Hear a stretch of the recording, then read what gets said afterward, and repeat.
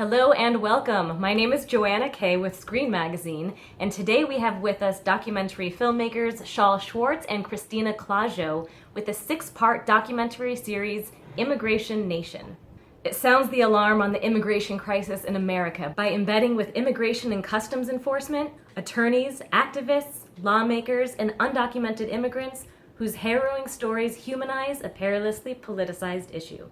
Shaul and Christina, thank you so much for joining me. Your series has just been released on Netflix. Have people been watching? Have you received any feedback yet? I think so. We've heard a lot from family and friends and support, and there's some reviews that came out this morning, so that was also nice to see. And so, we've had a lot of good chatter from all sides. Immigrants, ICE agents, everybody has kind of chimed in a little bit, so it's been pretty exciting. You shot for 3 years. You have over 1,000 hours worth of footage. Did you end up telling the story you set out to tell, or did you end up having surprises along the way? Sure. I think it's pretty close to the story that we initially wanted to tell. I think the broad strokes at the beginning were because of the unique access we had to ICE to be able to look at things from the inside out lens. And I think that was kind of our guiding light into it. I think the things that changed is we didn't expect for like certain policies to come into play, such as zero tolerance and remain in Mexico, and all of these policies that we didn't know about. So we initially had hoped that we'd be able to follow stories from episode 1 to episode 6.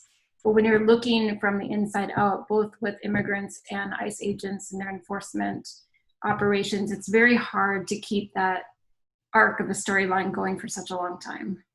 Yeah, I think we really envisioned it. Like we literally in our 1-paragraph pitch wrote a wire-like look at the immigration system. And we thought, oh my God, we're gonna have this peek into this window that nobody's ever seen. And we wanna meet the immigrants inside the system. That's what Christina is referring to as inside out.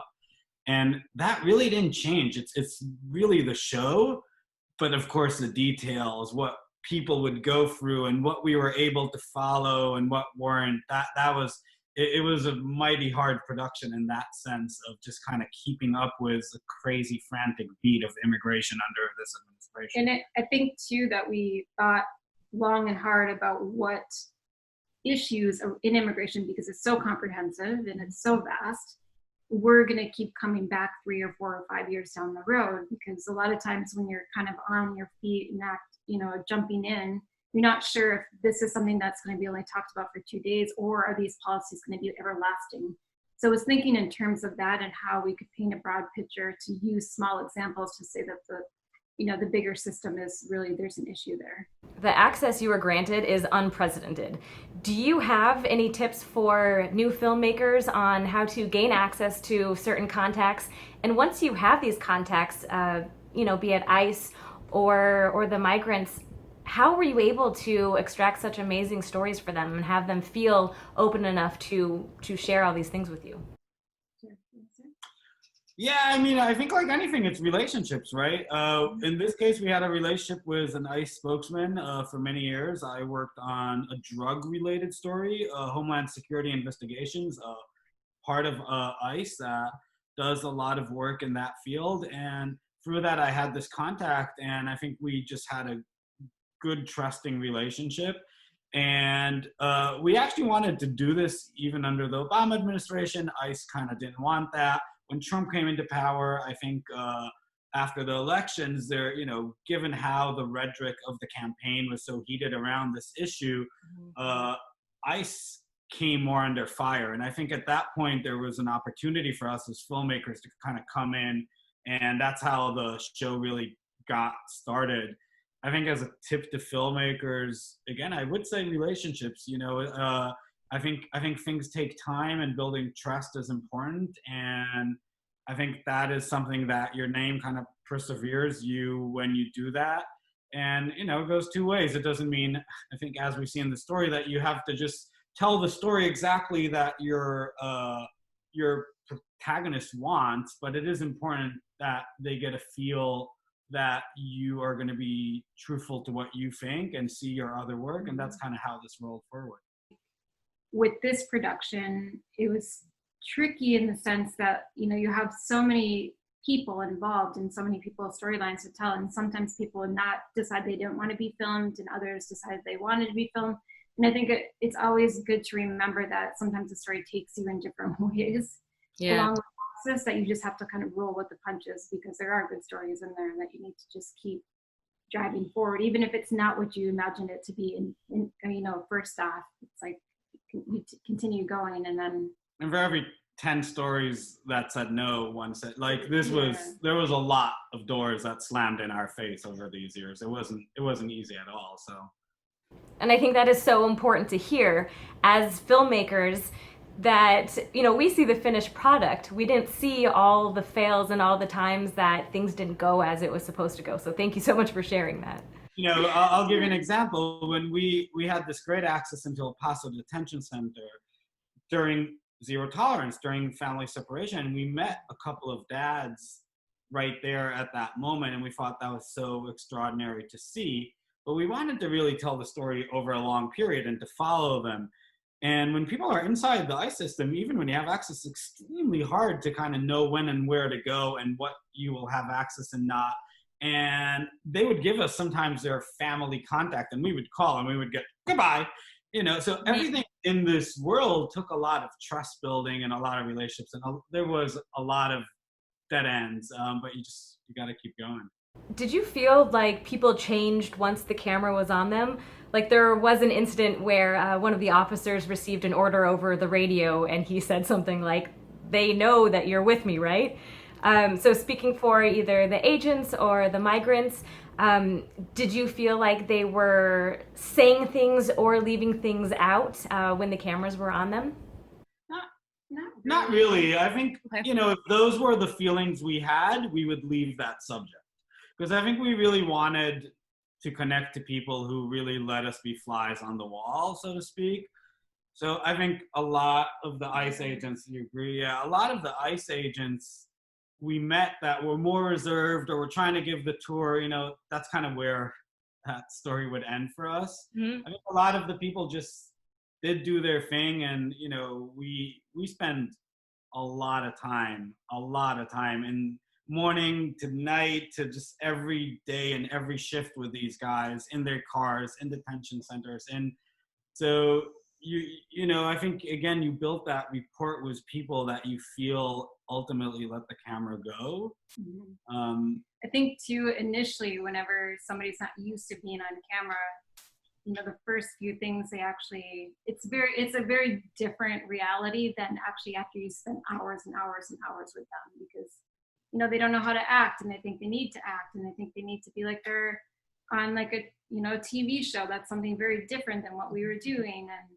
But eventually, the more time you spend with them, and the more they just kind of will put their guard down, and then you're able to really just follow what they're doing. You don't feel like there's a barrier there. And when things get hectic, and they do in this world, and when people really have work, because these guys, especially the agents, they can wait.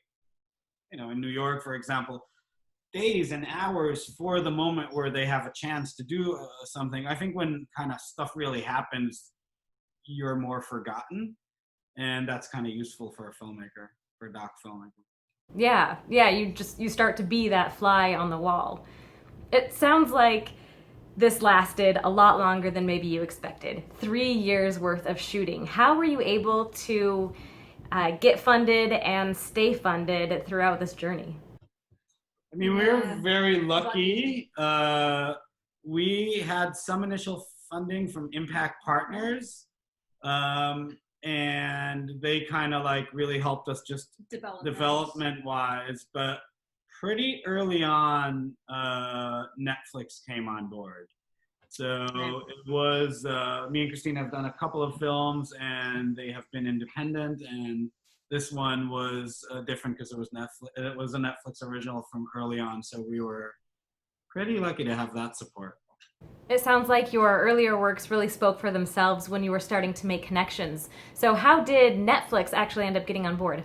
Yeah, I think we had a relationship with them just from the previous films, and so after we did some development and had like a pitch trailer and everything, we went to them and we kind of did the rounds of all of the acquiring buyers and commissioning buyers from Netflix and others, and they just were really interested in the project and thought that it could be something that was worth 6 hours or 7 hours of time, and that's kind of how it started. So they came on early with lots of ideas and a vision of how to help push it forward.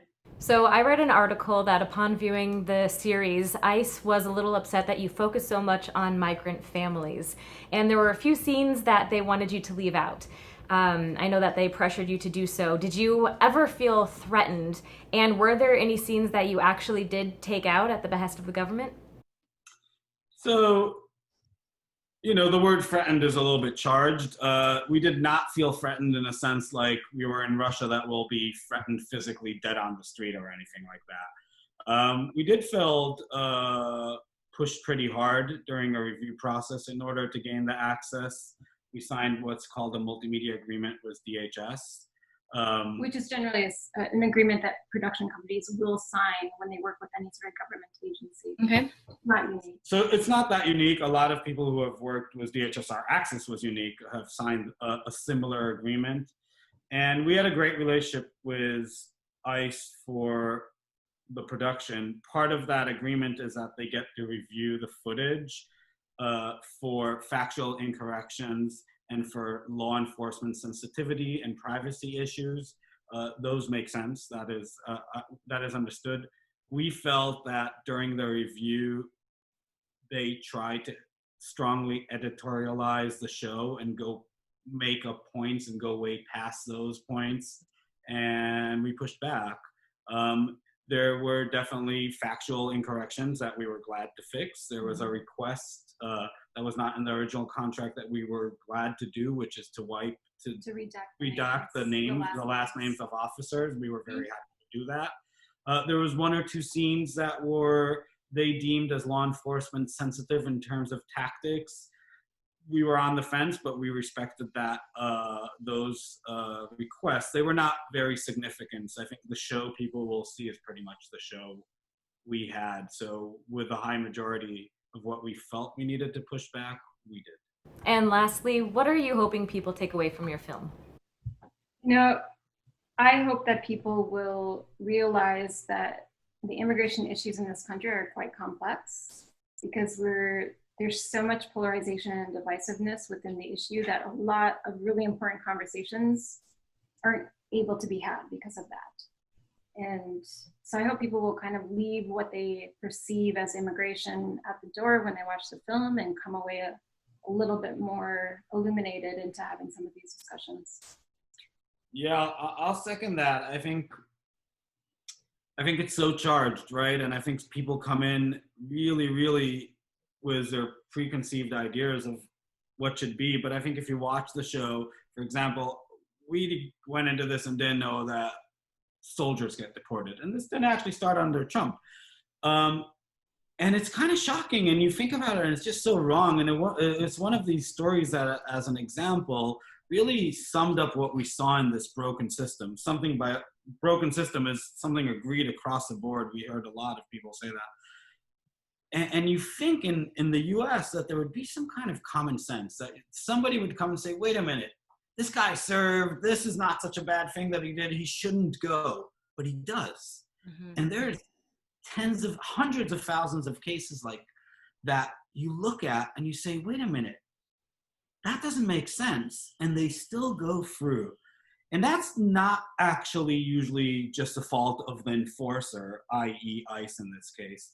And so, and I think that goes both ways. I think, we would hear, when we traveled around, we would hear people, oh my God, in New York, you're going around with ICE, are these guys assholes? Are these guys these terrible bullies? And the truth is, it's a big agency. There's a lot of officers that try to do their very difficult job that has become way more difficult under this bold immigration policy of this immigration. And they do try to do it humane. So I think there's certain issues that we actually do agree on immigration. I think we do need to have some kind of way to enter the country legally, through the door, not through the window, as they like to say. I think we shouldn't be deporting a lot of people that you look at their case and you say, oh my God. And it's become so heated, and the rhetoric towards everything is so hot that we we continue to do it. And I think our show wants to have people stare in the eyes of those who suffer from it, because the human toll is so wrong, and it's so sad, and it's so worth fighting for to make this system better. It is actually un-American, and it's become way worse under this administration, but it was bad for a while. And so, sorry, it's a long speech, but we've spent a long time there, and I really think people could agree a little bit more to do better by immigrants. We're a country of immigrants, and we're better for it. Thank you so much for making this series. I know I learned a lot, so thank you for teaching me and everybody else who will watch it on Netflix. It came out on August 3rd. We appreciate it. Thanks for watching. Thank you so much, Shaul and Christina, for joining us here at Screen Magazine.